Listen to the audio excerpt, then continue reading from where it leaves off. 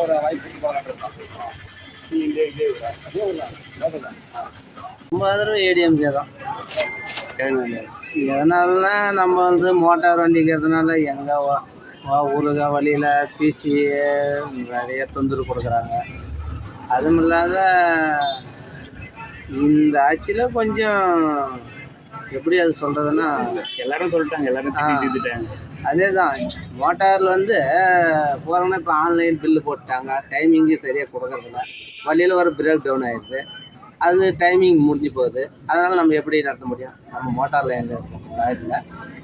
அதனால் ஏடிஎம்கேவில் எல்லாமே பரவாயில்ல, அதில் நல்லா இருந்துச்சு ஆட்சி பொறுத்த வரைக்கும். நம்மளுக்கு எந்த தொந்தரவும் இல்லை.